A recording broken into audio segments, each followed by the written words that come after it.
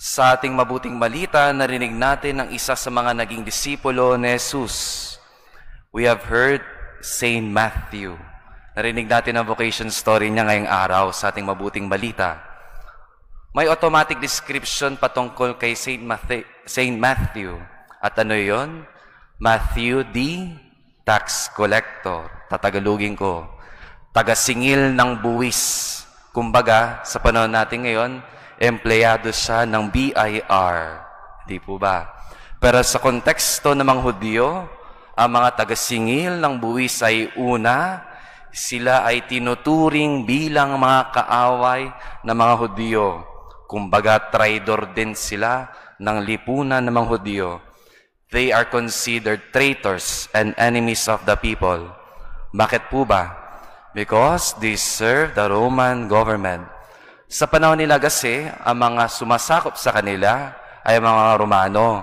Ibig sabihin, itong mga tax collector, yung mga buwis, hindi na pupunta sa mga tao, pero sa mga Romano, they are traitors. They are enemies of the people.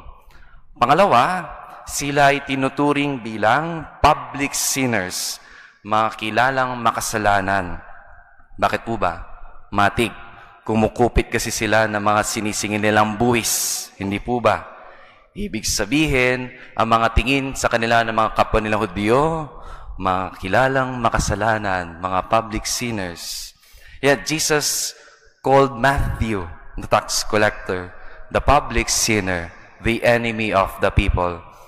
Pero tinawag siya, hindi lang magbagong buhay. Jesus called Matthew not only to reform Matthew's life, but to become his disciple.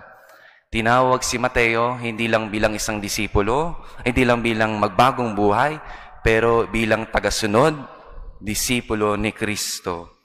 At sa ating mabuting balita, 3 po ang katotohanan ng pwede nating pagninilayan. Ang una po ay lahat tayo ay makasalanan. Tignan niyo mga katabi ninyo. Yan, makasalanan yan. Okay? Hindi lahat nandito perpekto. Taas sa mga kamay kung sino ang perpekto dito.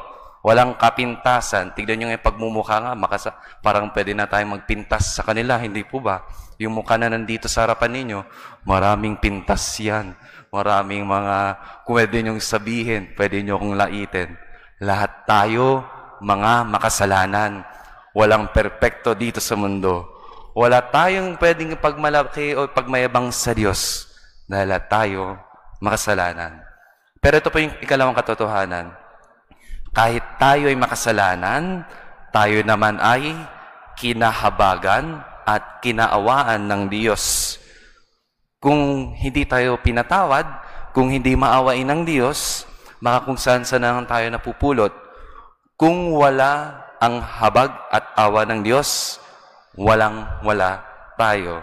Kung hindi nagpapatawad ng Diyos, baka sa kangkungan na tayo pinupulot. Lahat tayo, kahit makasalanan, ay minahal, kinahabagan, kinawa ng Diyos. At ito po ang ikatlong katotohanan. Lahat tayo ay tinatawag ng Diyos.